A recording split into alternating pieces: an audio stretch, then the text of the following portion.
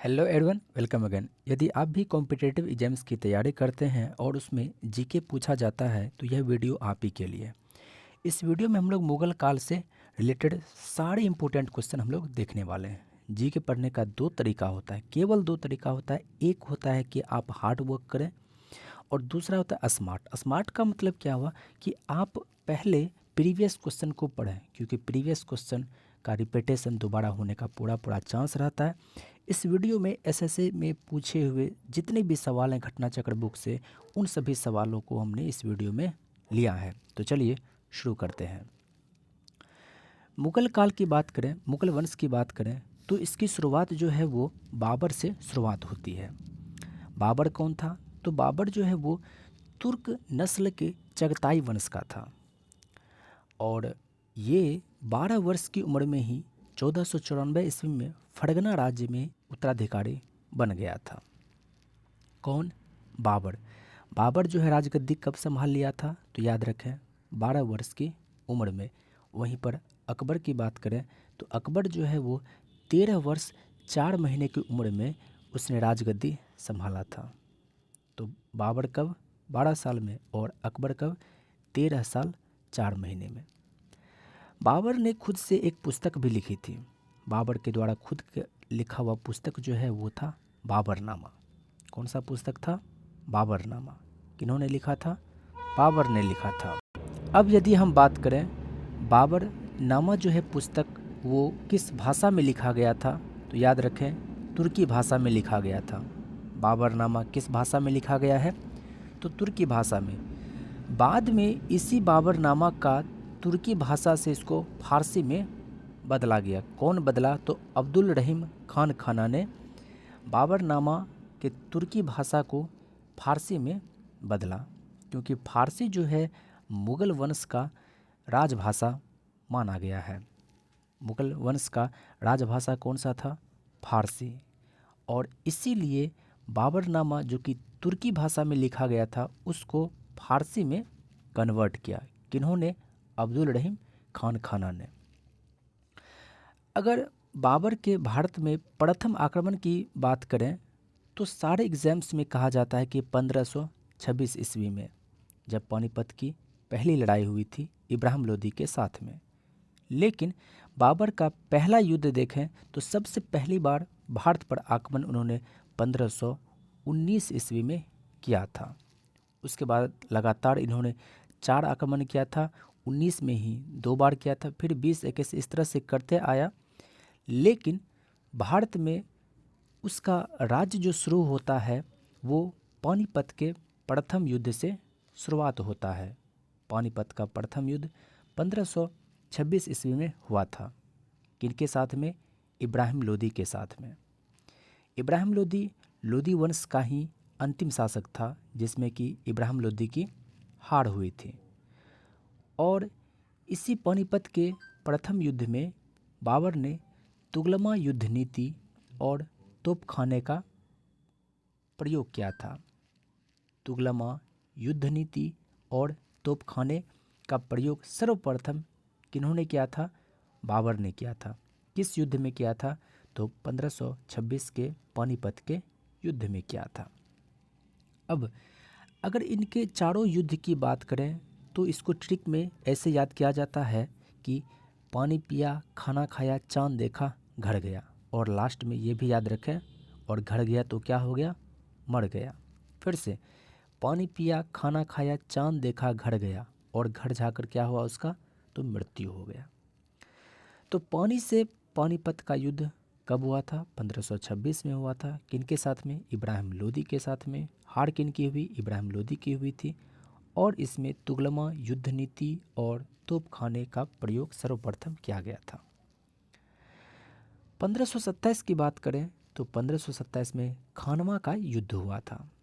खानवा का युद्ध मेवाड़ शासक राणा सांगा के साथ में हुआ था, जिसमें राणा सांगा की हार हुई थी। और इसी में बाबर ने नारा दिया था जिहाद का। जिहाद का नारा बाबर ने अपने दूसरे युद्ध खानवा के युद्ध 1527 में दिया था। उसके बाद 28 में चंदेरी का युद्ध होता है मेदिनी राय के साथ में, जिसमें हार मेदिनी राय का ही होता है। फिर 1529 में घाघरा का युद्ध होता है और अफ़गान के साथ में, और अफ़गान का हार होता है यहाँ पर। लेकिन 1530 में उसकी मृत्यु हो जाती है। किसकी? बाबर की। कहाँ पर? तो याद रखें, आगरा में। तो आगरा में बाबर की मृत्यु हुई, जिसके वजह से उसको आगरा में ही एक नूर अफ़गान जगह था जहाँ पर उसको दफना दिया गया, जिसको कि अभी हम लोग आराम बाग के नाम से जानते हैं। और बाद में आगरा के इस कब्रिस्तान को काबुल ले जाया गया।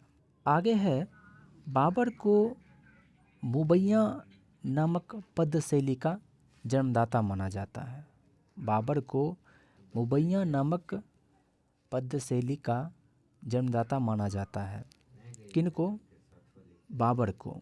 बाबर के 1530 ईस्वी में मरने के बाद गद्दी पर अधिकार जो होता है वो हुमायूं का होता है, और हुमायूं का शासनकाल 1530 से 1555। लेकिन हुमायूं का जीवन बहुत ज़्यादा उथल पुथल मचा हुआ रहता है। शुरुआती जीवन में सबसे पहले 1539 में चौसा का युद्ध होता है, जिसमें कि शेर खां जो है वो पराजित कर देता है चौसा के युद्ध में हुमायूं को। अगर हम बात करें शेर खां के बचपन का नाम क्या था, तो याद रखिएगा, फरीद खां। शेर खां के बचपन का नाम क्या था? फरीद खां था।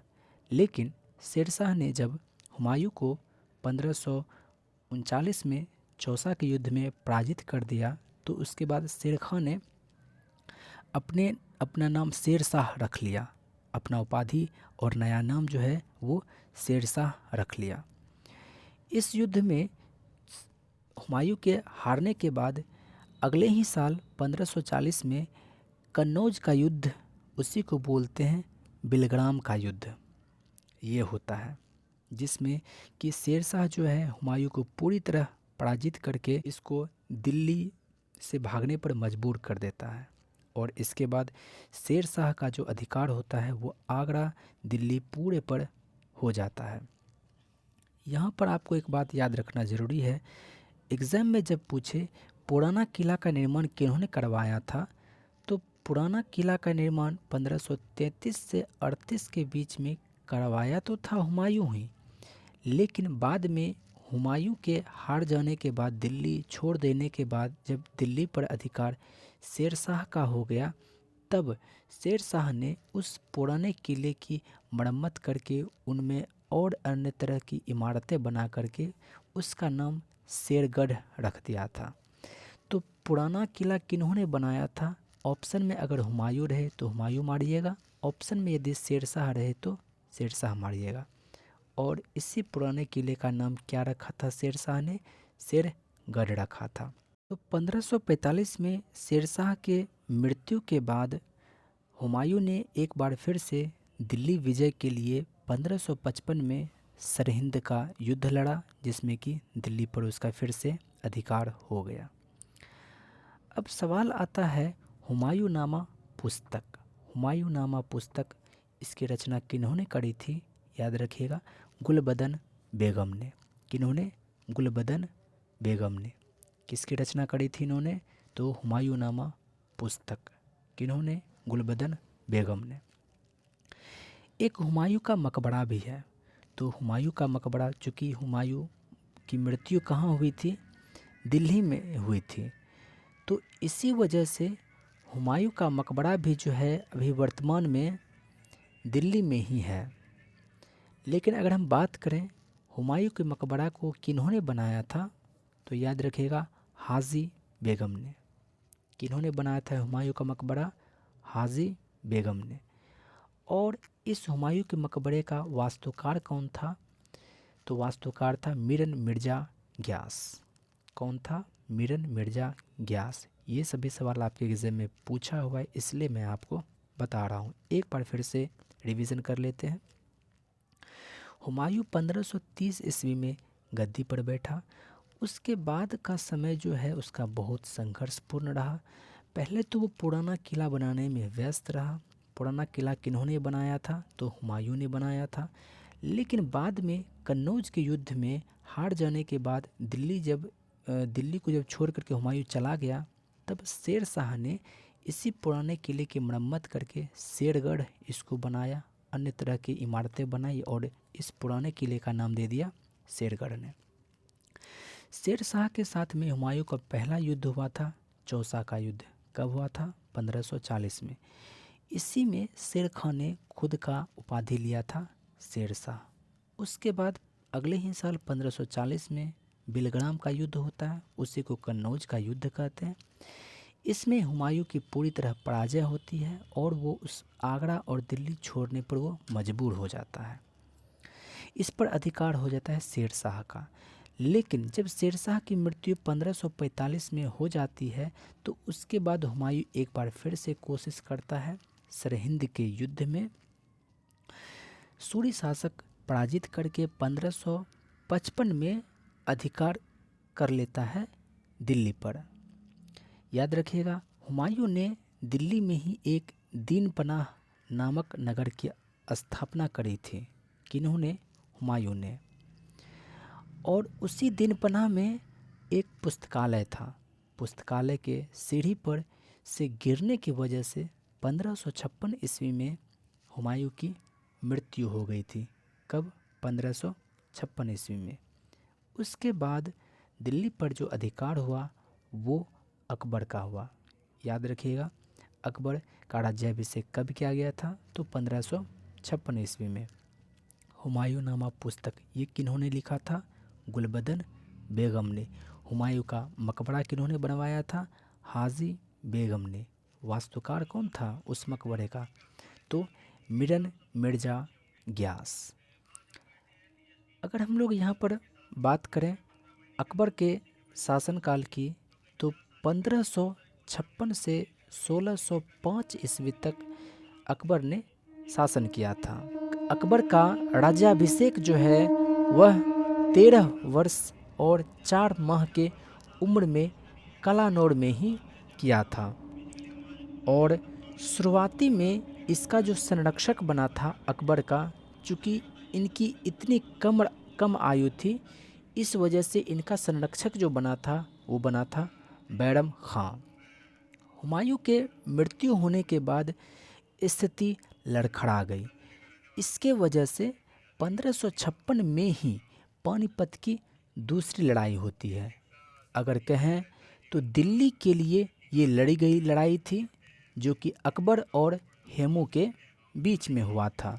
लेकिन अगर देखा जाए तो ये मुख्य रूप से बैरम खां और अफ़गानी सेना के बीच में युद्ध हुआ था, क्योंकि अकबर का संरक्षक बैरम खां और हेमू जो था वो अफ़गानी सेना का नेतृत्व कर रहा था, जिसमें कि अकबर की विजय हुई और हेमू का हार हुआ और हेमू का सर धड़ से अलग करके अधिकार जो है अकबर का हो गया। अकबर के समय की महत्वपूर्ण कार्यों की बात करें तो एक जजिया कर था। भारत में सर्वप्रथम जजिया कर जो लगाया था वो मोहम्मद गौरी ने लगाया था। ये एग्जाम में पूछा जाता है। और ब्राह्मणों पर भी जजिया कर लगाया था फिरोज शाह तुगलक ने। इसी जजिया कर को 1564 ईस्वी में अकबर ने समाप्त कर दिया। कब समाप्त किया था? 1564 में। और उसके बाद इसी चीज़ को जजिया कर को ही 1679 में औरंगजेब ने इसको शुरुआत कर दिया था। कब? 1679 में। अब ये हुआ 1564 में जजिया कर समाप्त कर देने के 10 साल के बाद 1574 में तुलसीदास ने रामचरितमानस पुस्तक की रचना करने का आरंभ कर दिया था। अब जब देखा कि अकबर ने हिंदू धर्म के विचारों को पढ़ा, सीखा, समझा, तो इन्होंने सोचा कि क्यों ना अपने खुद के धर्म के बारे में जानें, उस पर विचार विमर्श करें। तो 1575 ईस्वी में अकबर ने इबादत खाना की स्थापना करी थी। इबादत खाना कहाँ था? तो फतेहपुर सिकड़ी में था। क्यों ये बनाया था? तो धार्मिक विचार विमर्श के लिए इबादत खाना बनाया था। लेकिन बाद में इनको रियलाइज हुआ, ये महसूस हुआ कि क्यों ना ये इबादत खाना मुस्लिमों के लिए ही नहीं, बात बाकी सभी धर्मों के लिए भी इसे खोल दिया जाए, सभी धर्म के लोग यहाँ आकर के विचार विमर्श करें। तो इस वजह से 1578 में इसको नाम दे दिया गया धर्म संसद का, इसी इबादत खाना को, ताकि विभिन्न धर्म के लोग यहाँ आकर के विचार विमर्श करें। इसके बाद अगर देखा जाए तो 1582 ईस्वी में जब इन्होंने धर्म संसद में बहुत सारे धर्मों को सीखा समझा, उनको ये महसूस हुआ कि ईश्वर तो एक ही है, सभी को अलग धर्म वाले अलग अलग रूप में उनको मानते हैं। तो 1582 में उन्होंने दीन इलाही एक नए धर्म की स्थापना करी।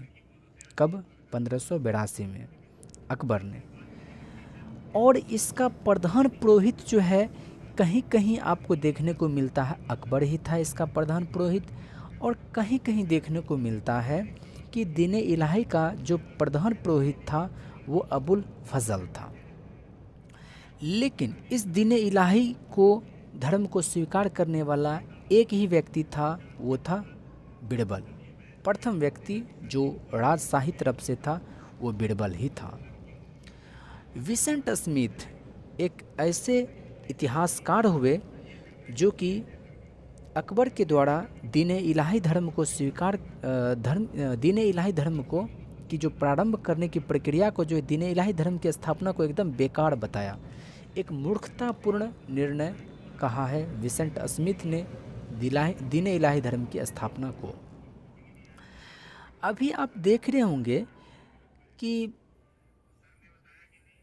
मुख्यमंत्री योगी आदित्यनाथ के द्वारा प्रयागराज, इलाहाबाद का नाम बदल करके प्रयागराज कर दिया गया। दरअसल उसका नाम प्रयागराज ही था और उसका नाम अकबर ने उसको अल्लाह का नगर यानी कि इलाहाबाद नाम रख दिया था। और ये जो नाम परिवर्तन का जो कार्य है वो ऐसा नहीं कि वो आज का ही, ये नए समय में ऐसा हो रहा है, ये सदियों से चला आ रहा है, ऐसे ही होता है। बहुत सारे मुस्लिम जो 2.5 दिन का झोपड़ा कुतुबुद्दीन ऐबक ने अजमेर में स्थापित किया, वो संस्कृत विद्यालय को तोड़ करके बनाया गया है। बहुत सारे ऐसे मंदिर हैं जिसको कि तोड़ करके वहाँ पर मस्जिद बनवाया गया। तो ऐसा होता ही है। फिलहाल यहाँ पर हम बात करें तो इलाहाबाद, प्रयाग नगर को इलाहाबाद यानी कि अल्लाह का नगर नाम किन्होंने दिया था? तो अकबर ने दिया था। और गंगा यमुना का जहाँ संगम होता है उसी के तट पर इलाहाबाद का किला भी उन्होंने स्थापित किया। अब देखिए, चूँकि अकबर महान जो था वो अन्य धर्मों के प्रति भी सहिष्णु विचार रखने वाले थे। मुगल वंश में जो राजभाषा थी वो थी फारसी, और महाभारत जो था वो था हिंदी संस्कृत में इस तरह से लिखा हुआ था। तो इसको महाभारत को फारसी में जो कन्वर्ट किया था वो था बदायूनी, और दूसरे व्यक्ति थे फैजी। कौन कौन थे? बदायूनी और फैजी। ये दोनों व्यक्ति मिल करके महाभारत को फारसी में कन्वर्ट किया और उस महाभारत का नाम दिया रज़्मनामा। क्या नाम दिया? रज़्मनामा। उसके बाद रामायण की बात करें तो रामायण को फारसी में जो कन्वर्ट किया था वो किया था केवल बदायूनी ने। ऐसा कह सकते हैं महाभारत चूँकि बहुत मोटी ग्रंथ है इसलिए 2 व्यक्ति ने किया, रामायण छोटी ग्रंथ है इसलिए इसको बदायूनी ने अकेले ही कर लिया। बदायूनी जो था वो बदायूं का रहने वाला था और इन्होंने एक पुस्तक भी लिखी थी, उनका नाम था मुंतखब उल तवारीख। मुंतखब उल तवारीख। देखिए, कभी कभी हम शुरुआत में जब मैं इन सभी सवालों को पढ़ता था मैं याद तो कर लेता था, लेकिन हमें लगता था ये सवाल एग्ज़ाम में पूछा जाता है क्या। लेकिन साथियों, बिहार एसएससी के एग्ज़ाम में मैंने देखा इस तरह का सवाल पूछा गया है। तो याद रखिएगा, बदायूनी ने एक पुस्तक जो लिखा था वो था मुंतखब उल तवारीख। अब अगर हम लोग अबुल फजल की बात करें तो अबुल फजल के पिता का नाम था शेख मुबारक। अबुल फजल के पिता का नाम क्या था? शेख मुबारक। और इन्होंने एक पुस्तक की रचना करी थी, अकबरनामा या आईने अकबरी। याद रखिएगा, बाबरनामा खुद बाबर के द्वारा लिखा गया है, लेकिन अकबरनामा अकबर ने नहीं लिखा है। क्यों? क्योंकि अकबर निरक्षर था, वो पढ़ा लिखा नहीं था। तो उसी अकबरनामा को ही कहते हैं आईने अकबरी। याद रखें, इसको 3 जिल्दों में लिखा गया है, इसको 3 जिल्दों में लिखा गया है। और अकबरनामा का जो तीसरा जो जिल्द है उसका नाम है आईने अकबरी। तो अकबरनामा पूछे या आईने अकबरी पूछे, इन ग्रंथों की रचना किन्होंने करी थी? तो अबुल फजल ने करी थी, जिसको कि टोटल 3 जिल्दों में बांटा गया था। अबुल फजल ने पंचतंत्र एक पुस्तक है जिसको कि विष्णु शर्मा ने लिखा था। इसको उन्होंने फारसी में कन्वर्ट किया, और किस नाम से किया? अनवार ए सुहेली। अनवार ए सुहेली पुस्तक की रचना पंचतंत्र ग्रंथ को फारसी में कन्वर्ट करके किया था। तो इन सभी सवालों को आप याद रखें। जजिया आकर आखिर कब समाप्त किया गया था? इबादत खाना कब स्थापित किया गया था? और दीन इलाही धर्म की शुरुआत कब करी गई थी? ये सभी सवाल आपके एग्ज़ाम में पूछा हुआ है, यानी कि दोबारा पूछे जाने का पूरा चांस बनता है। और साथियों, ये कोई भी ऐसा सवाल आपके सामने नहीं लाए हैं जो फालतू का एक भी क्वेश्चन है, नहीं, ये सभी का सभी आपके एग्ज़ाम में पूछा हुआ है। बैरम खां जो है वो अकबर के साथ में 1556 से 1560 के बीच में रहता है।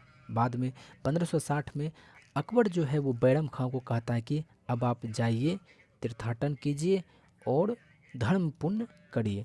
और उसी जाने के दरमियान जो है एक अन्य इसकी बैरम खां की हत्या कर दी जाती है। तो याद रखिएगा, अकबर का संरक्षक कौन था? तो बैरम खां था। आगे हम लोग अगर बात करें, धर्म संसद की जब उन्होंने स्थापना करी थी अकबर ने, तो उसके बाद बहुत सारे धर्म के विचार विमर्श करने के बाद उनको समझ बूझ आने लगा, तो उनमें धार्मिक सहिष्णुता का विचार आने लगा। एक गुरु थे, जैनी विद्वान थे, उनका नाम था हरिविजय सूरी। क्या नाम था? हरिविजय सूरी। कौन थे ये? एक जैन विद्वान थे। इनको जगत गुरु की उपाधि दी। किन्होंने? तो अकबर ने। अकबर इनका बहुत ज़्यादा सम्मान भी करता था। किसका? हरिविजय सूरी का। और इसी वजह से हरिविजय सूरी का नाम दिया इन्होंने जगत गुरु। एक और व्यक्ति थे जिनका नाम था जिनचंद्र सूरी। क्या नाम था? जिनचंद्र सूरी। और इसको नया नाम दिया था युग प्रधान। क्या नाम दिया था?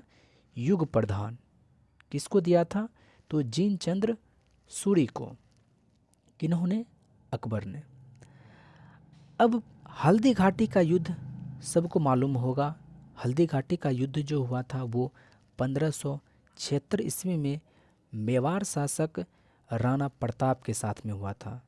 बाबर को भी मेवाड़ शासक राणा सांगा से लड़ना पड़ा था, और अब जो है अकबर को लड़ना पड़ा था राणा प्रताप से हल्दी घाटी के युद्ध में मेवाड़ शासक से, जिसमें कि अकबर की विजय होती है। अगर हम लोग अकबर के समय के एक वित्तीय अधिकारी, राजस्व अधिकारी की बात करें तो उसका नाम था टोडरमल। टोडरमल अकबर के समय में आने से पहले वो शेरशाह का भी राजस्व अधिकारी रह चुका था। अगर हम बात करें, टोडरमल ने अकबर के समय में जब्ती प्रणाली लाया था। जब्ती प्रणाली, उसी को कहते हैं टोडरमल प्रणाली।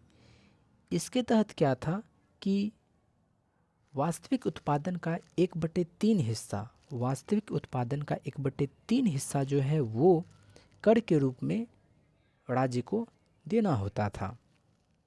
और इसी टोडरमल ने 1580 में, टोडरमल ने 1580 में आईने दहसाला, आईने दहसाला या फिर टोडरमल बंदोबस्त, ये व्यवस्था लागू किया था। कब? 1580 में। किन्होंने? टोडरमल ने। अकबर के कुछ सेनापति भी हैं जो कि आपके एग्ज़ाम में पूछा जाता है। हल्दी घाटी का युद्ध में जो राणा प्रताप के, महाराणा प्रताप के खिलाफ जो रखता है वो मान सिंह और आसफ खां को रखता है। और एक सेनापति था अकबर का सेनापति, वो था मीर बख्शी। क्या नाम था? मीर बख्शी। ये कौन था? तो अकबर का सेनापति था। हालांकि अकबर जो है वो पढ़ा हुआ नहीं था, निरक्षर था, लेकिन अकबर को हिंदी गीतों की रचना का श्रेय दिया जाता है। हिंदी गीतों की रचना का श्रेय किन्हें दिया जाता है? तो मुग़ल सम्राट अकबर को। अकबर ने कुछ प्रथाएं भी लाया था। मनसबदारी प्रणाली, अपने गद्दी पर बैठने के 11वें साल मनसबदारी प्रणाली लाया था। जब्ती प्रणाली तो लाया ही था राजस्व अधिकारी टोडरमल के द्वारा। और इन्होंने दाग प्रथा का भी प्रचलन इन्होंने करवाया था।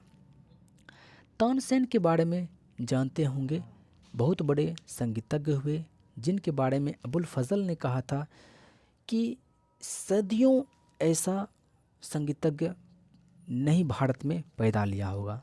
तानसेन के बारे में, तानसेन का जन्म मध्य प्रदेश के ग्वालियर ज़िले में हुआ था। अगर तानसेन के बचपन के नाम की बात करें तो तानसेन के बचपन का नाम था रामतनु पांडे। क्या नाम था? रामतनु पांडे। किनका नाम था? तानसेन का। अगर इनके पिता के नाम की बात करें, इनके पिता थे मुकुंद पांडे। और इनके गुरु कौन थे? तो याद रखें, हरिदास। ये सभी आपके एग्जाम में पूछा हुआ है। तानसेन के बचपन का नाम रामतनु पांडे, इसके पिता का नाम मुकुंद पांडे और इसके गुरु का नाम तो हरिदास था। फतेहपुर सिकरी, ये फतेहपुर सिकरी जो है अकबर आगरा से ही लगभग 13, 14, 15, 20 किलोमीटर के आसपास में फतेहपुर सिकरी एक जगह है जहाँ पर महल इन्होंने बनाया था, फतेहपुर सिकरी। और इसी महल का दरवाज़ा था बुलंद दरवाज़ा। फतेहपुर सिकरी जो महल है उसी का मेन जो दरवाज़ा है वो बुलंद दरवाज़ा है। गुजरात विजय की याद में अकबर ने इसको बनवाया था। अगर इस फतेहपुर सिकरी महल में देखें तो कुछ इमारतें हैं जो कि आपको याद रखना ज़रूरी है, एग्ज़ाम में पूछा जाता है। पंचमहल फतेहपुर सिकरी में था। सलीम चिश्ती का जो मकबरा वो फतेहपुर सिकरी में है। मरियम उज जमानी महल फतेहपुर सिकरी में है। जोधाबाई का महल, ये सभी फतेहपुर सिकरी में है। फिर से, पंचमहल फतेहपुर सिकरी में है। सलीम चिश्ती का जो मकबरा है वो भी फतेहपुर सिकरी में है। मरियम उज जमानी महल ये भी फतेहपुर सिकरी में है। जोधाबाई महल ये भी फतेहपुर सिकरी में है। फतेहपुर सिकरी का निर्माण किन्होंने करवाया था? तो याद रखिएगा, अकबर ने करवाया था। फतेहपुर सिकरी का निर्माण किन्होंने करवाया था? अकबर ने करवाया था। और आगरा शहर की स्थापना किन्होंने कराया था? तो सिकंदर लोदी ने करवाया था 1504 में। लेकिन अगर हम पूछें कि आगरा का किला ये किन्होंने बनवाया था, तो याद रखिएगा ये अकबर ने ही बनवाया था। अगर हम लोग यहाँ पर मुग़ल वंश के कब्रिस्तान की बात करें, मुग़ल वंश का कब्रिस्तान हुमायूं के मकबरे को कहा जाता है। मुग़ल वंश का कब्रिस्तान हुमायूं के मकबरे को कहा जाता है। ये पूरे भारत में ये पहला उद्यान मकबरा था। पूरे भारत का यह पहला उद्यान मकबरा था। कौन सा? हुमायूं का मकबरा, इसी को मुग़ल वंश का कब्रिस्तान भी कहते हैं। यहाँ देख सकते हैं आप, आगरा का किला इसको किन्होंने बनवाया था? तो अकबर ने बनवाया था। जरदोजी कढ़ाई एक कलाकारी होता है, जैसे आप साड़ी पर देखते होंगे इस तरह का बना हुआ, इसमें बहुत सारे चीज़ जड़े हुए रहते हैं, एक कलाकारी है। जरदोजी कढ़ाई जो है वो अकबर के समय में ही प्रसिद्ध हुआ था। जरदोजी कढ़ाई जो है वो अकबर के समय में ही प्रसिद्ध हुआ था। अकबर के पुत्र के नाम की बात करें, वो सलीम था। बचपन का नाम सलीम था, क्योंकि अकबर जो है वो सलीम चिश्ती के विचारों से, उनके व्यवहारों से बहुत ज़्यादा प्रभावित था, इसलिए बचपन में नाम उसका सलीम रखा था, लेकिन बाद में उसका नाम जहांगीर पड़ गया। अगर जहांगीर की जन्म की बात करें तो जहांगीर का जन्म 1569 में हुआ था। इनकी पत्नी का नाम था नूरजहां। जहांगीर के पत्नी का नाम क्या था? नूरजहां। और इनका दूसरा नाम था मेहरुन्निसा। जब अकबर की मृत्यु 1605 ईस्वी में होती है, तब जहांगीर आते हैं 1605 से 1627 तक। 1605 से 1627 के बीच में किसका अधिकार रहता है? तो जहांगीर का। इस पीरियड में यदि कुछ भी होता है तो इसके लिए ज़िम्मेदार कौन होंगे? जहांगीर होंगे। जैसे सवाल एक आया था 1617 में, ध्यान दीजिएगा, 1617 में ब्रिटिश ईस्ट इंडिया कंपनी को व्यापार करने का अधिकार किन्होंने दिया? तो सीधा सीधा समझ में आ रहा है, 5 से 27 के बीच में आपका 17 आता है, इस हिसाब से जहांगीर ने दिया होगा। मयूर सिंहासन की जब हम लोग बात करते हैं, मयूर सिंहासन पर किसका अधिकार था? मुग़लों का अधिकार था। मयूर सिंहासन पर अधिकार किनका था? मुग़लों का था। आप जो ताजमहल देखते हैं उसके अंदर जो आप उद्यान देख रहे होते हैं, राष्ट्रपति भवन में भी आप उद्यान देखते हैं, उसको क्या कहा जाता है? याद रखिएगा, मुग़ल गार्डन। क्या कहा जाता है? मुग़ल गार्डन। या फिर ताजमहल के पास में जो उद्यान है, या फिर राष्ट्रपति भवन में जो उद्यान है, उसको कहा जाता है मुग़ल गार्डन। अब इसके बाद बात करें तो 1627 के बाद शासन जो आया था 1627 से 1658 तक लगभग, वो था शाहजहां का। जहांगीर के समय में चित्रकला का बहुत ज़्यादा विस्तार हुआ था। जहांगीर के समय में ही एक मंसूर नामक चित्रकार रहता था। देखिए, अगर मुग़ल चित्रकला की बात करें तो उसका प्रारंभ हुमायूं के समय में हुआ था, लेकिन उसको बहुत ऊंचे स्तर तक लेके गया था जहांगीर। जहांगीर खुद भी पेंटिंग में महारत हासिल थी। लेकिन वहीं पर अगर हम लोग शाहजहां की बात करें तो शाहजहां के समय में बहुत ज़्यादा इमारतों का निर्माण हुआ, जैसे दिल्ली का लाल किला हो, या फिर दिल्ली का जमा मस्जिद हो, या फिर आगरा के किला में जो मोती मस्जिद हो। इन सभी का निर्माण शाहजहां ने ही करवाया था। या फिर ताजमहल की बात हो, तो स्थापत्य कला का बहुत ज़्यादा विकास हुआ था शाहजहां के समय में। अगर हम लोग बात करें शाहजहां का जो अंतिम समय था, वो स्थिति बहुत ज़्यादा ख़राब होने की वजह से इनके चारों बेटों में आपस में लड़ाई शुरू हो गया उत्तराधिकार को लेकर के। तो उसके बाद औरंगजेब उसमें जीता और औरंगजेब का शासन शुरू हुआ।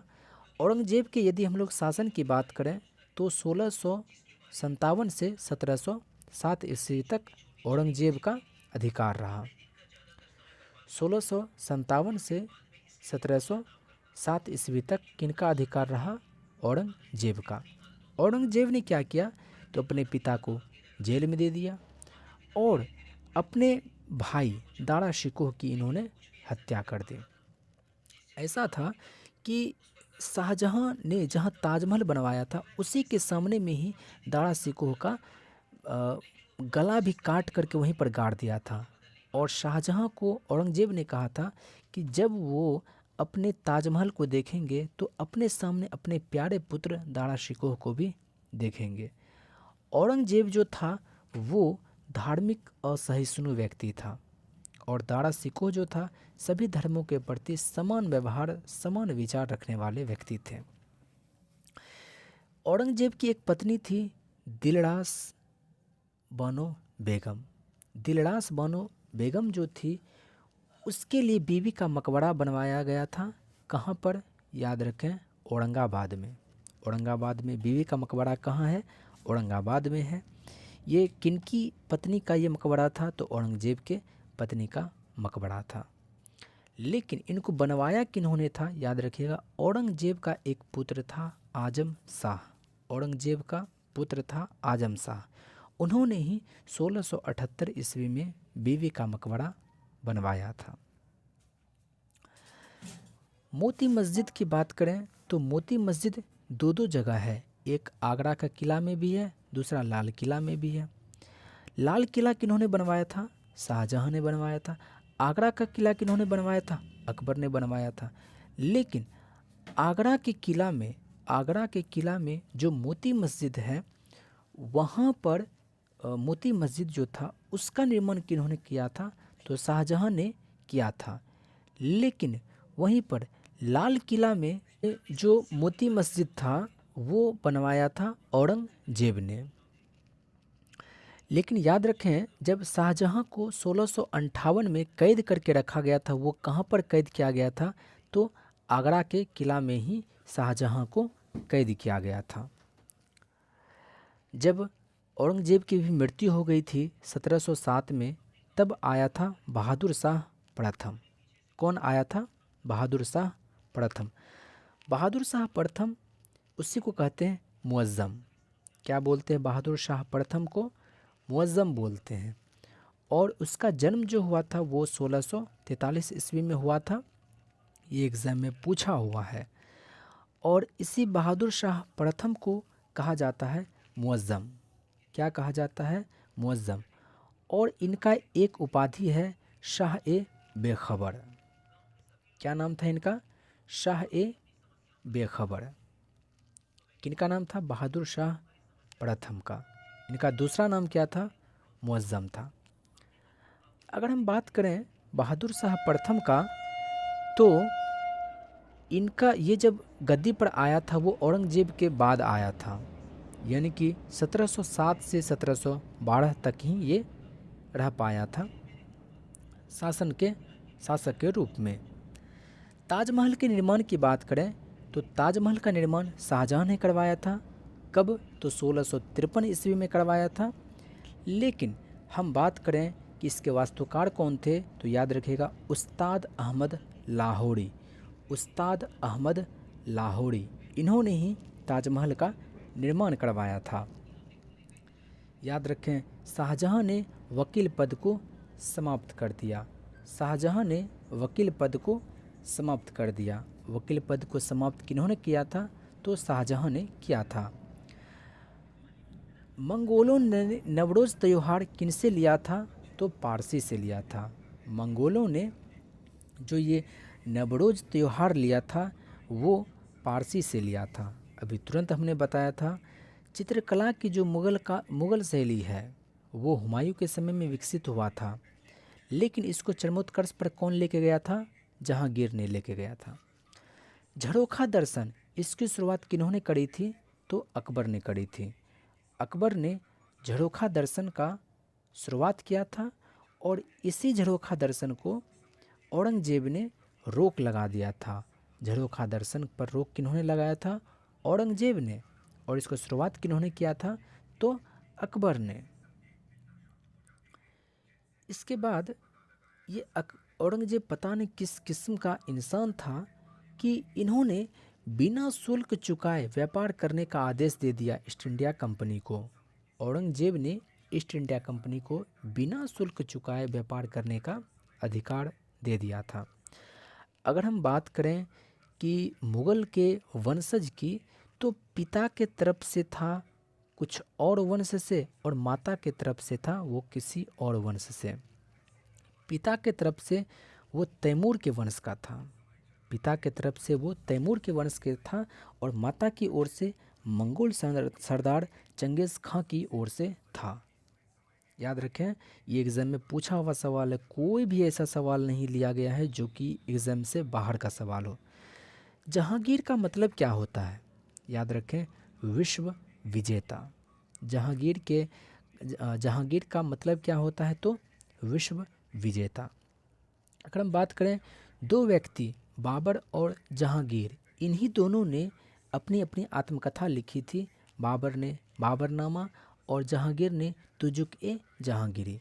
बाबर ने बाबरनामा, जहांगीर ने तुजुक-ए जहांगीरी। लेकिन अगर हम बात करें कि मुग़ल के राजभाषा क्या थी, तो तुर्की नहीं थी, फ़ारसी थी राजभाषा। इसीलिए बाबर ने तो तुर्की भाषा में लिख दिया, लेकिन जहांगीर ने जो लिखा था वो तुजुक-ए-जहांगीरी, वो किस भाषा में था? तो याद रखें, वो फ़ारसी भाषा में था। जहांगीर के 16 वर्षों के बाद, जहांगीर के शासन के 16 वर्षों के बाद का इतिहास जो है वो मोतमिद खां ने लिखा था। मोतमिद खां से संबंधित शासक कौन सा था? तो जहांगीर।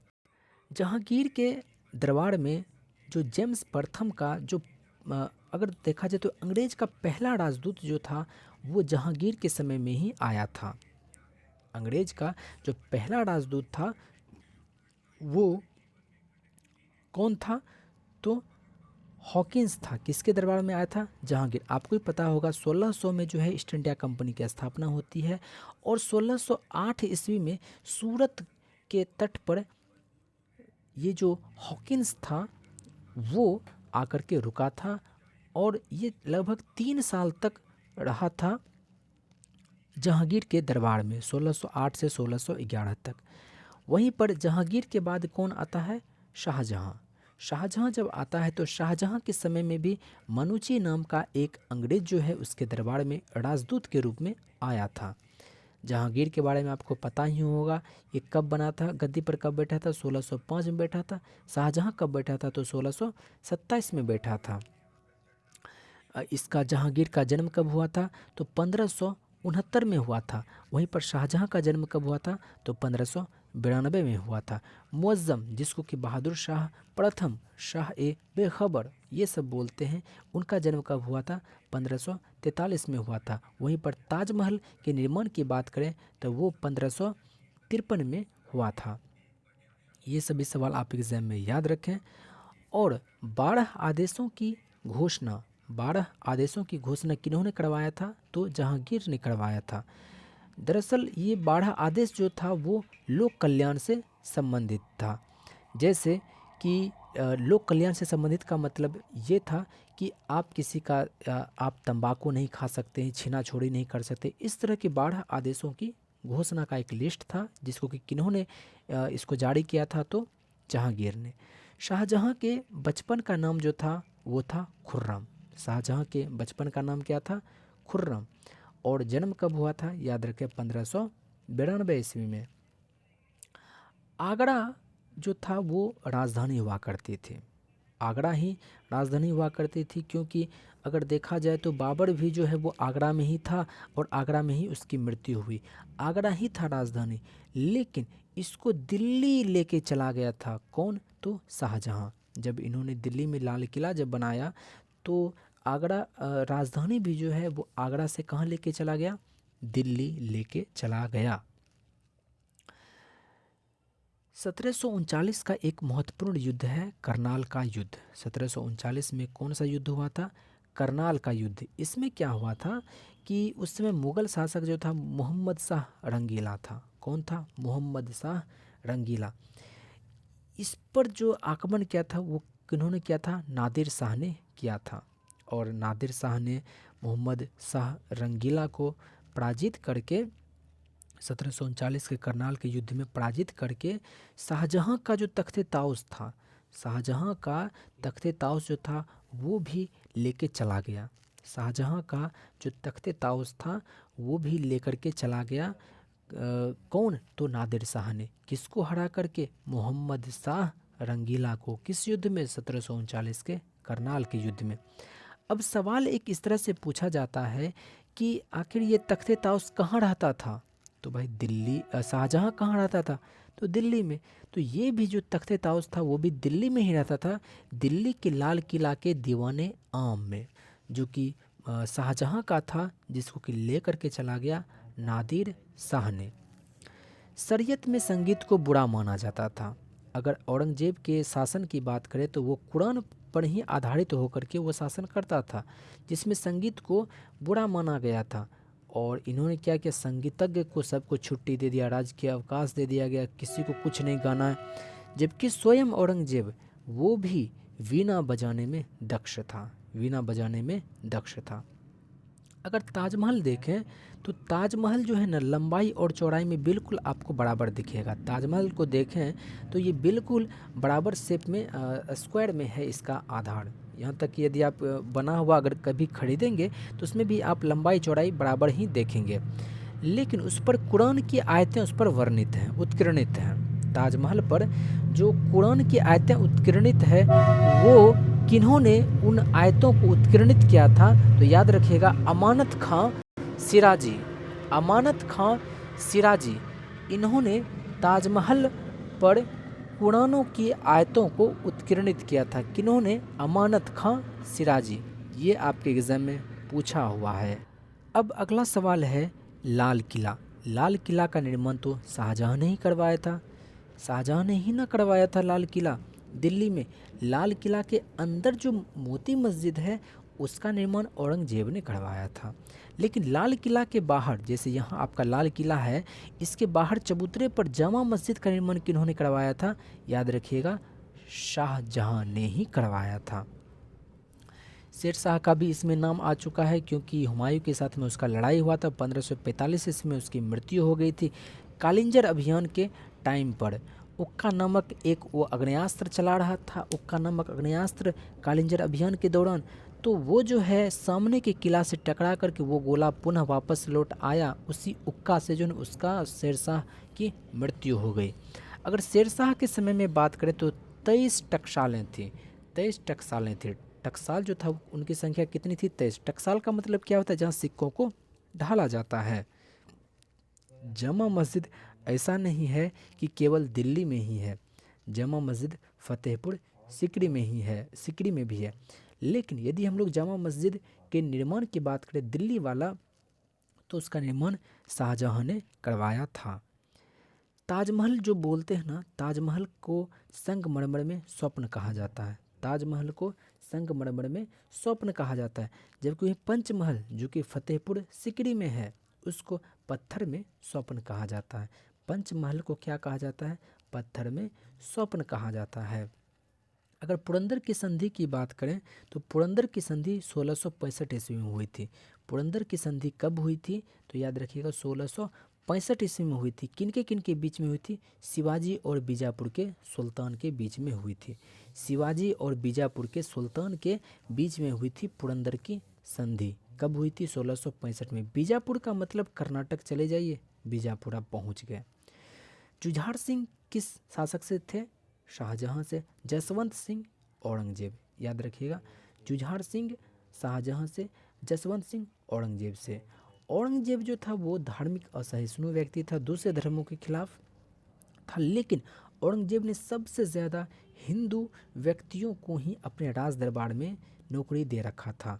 तो साथियों, ये सभी सवाल आपके इम्पोर्टेंट सभी सवाल थे। हालांकि मुगल वंश से सभी सवाल तो यहाँ पर नहीं रखे गए हैं, लेकिन सारे के सारे इम्पोर्टेंट सवाल इसमें आ चुका है। इस वीडियो को अगर एक बार में याद ना हो तो दोबारा इस वीडियो को देखिए, समझिए, और फिर आप कोई भी बुक उठा के देखिएगा।